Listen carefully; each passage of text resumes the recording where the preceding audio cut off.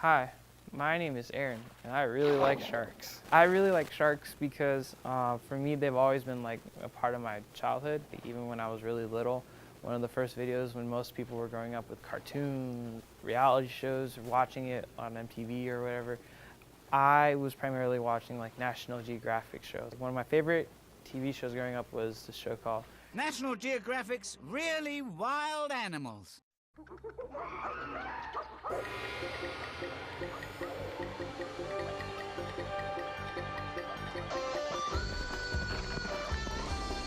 I had this one video cassette and it was called Deep Sea Dive.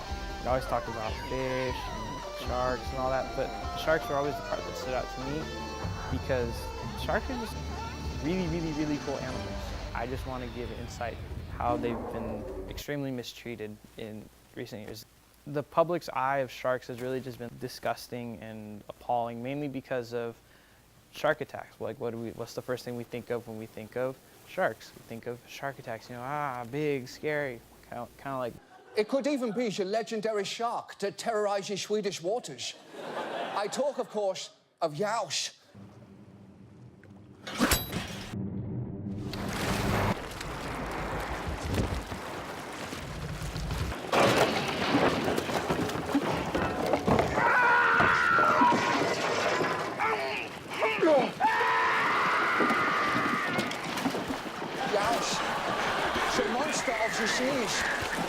They're actually really peaceful, really peaceful. I'm gonna talk about 5 different kinds. People think that sharks are cold blood killers. They're always out to kill them. That's not true. If a shark bites you, it's usually for 1 of 2 reasons.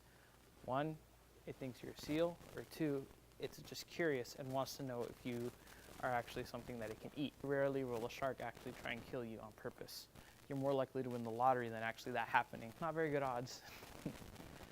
But a great white shark is, in my opinion, the most ferocious killer on the planet. It can devour them, but it's not as bad as the mako, this guy right here.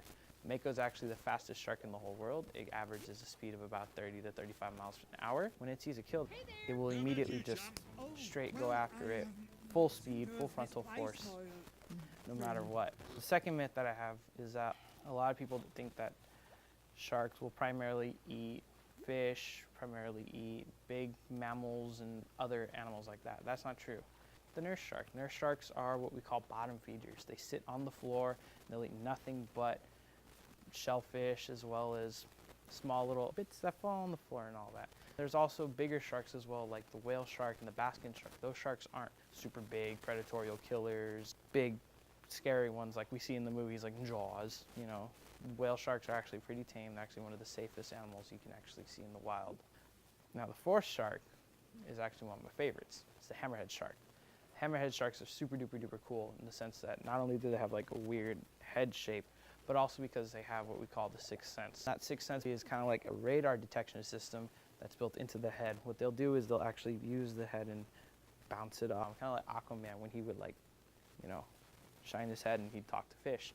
Well, in the sense, the sharks are pretty much using the same thing. They're using signals that basically communicates to the other fish, hey, come to me, I'm cool. And the fish are like, all right, I'll come. And then the shark eats them.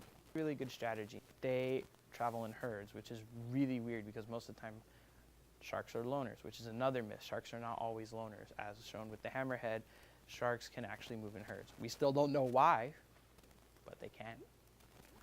The last shark I would like to talk about is an average shark, like the blue shark. The blue shark is your common, average, atypical shark. It's a predator, it's alone, it always has to be constantly moving, it's a slow-moving animal, it moves real slow. And because of that, it's the one that when I show a picture of a shark, that's the one that most people think of. Oh, that's a shark. The main issue with sharks is that starting, in my opinion, in 1916 with the Jersey Shore shark killings, in which sharks killed over 100 people at the Jersey Shore in the 19-teens, all the way up to when Steven Spielberg made Jaws. That one was really the one that got the media attention. People started doing stuff like ordering shark fin soup. They started becoming obsessed with sharks. Before that, it was just, we let the sharks be, and they were real happy. We only really disturbed them if we wanted to do research. Like this one oceanographer, Robert Cox, he actually got bitten off the coast of Australia by great white sharks, just ate this, just ate all of it. And so Because of that, because of the rise in Jaws, shark hunting became really popular, and now is actually causing a huge devastation and a huge loss in population for the shark community. What they'll do a lot of times is something called finning. They'll take a shark, pull it out of the water, and then chop off the top and dorsal fins, as well as the tail fins sometimes.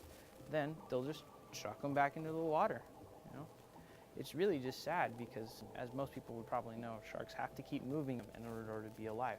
But when that happens, they'll just sink to the bottom of the ocean. It's just really sad. Steven Spielberg even once said that he didn't intend for the film to occur like that. He didn't intend for sharks to be hunted so fiercely. And so did the writer of the book, Peter Benchley. Peter Benchley was a lifelong oceanographer, and he didn't intend for any of this stuff to happen. So I just wanted to give that message to everyone. Thanks for watching. See ya.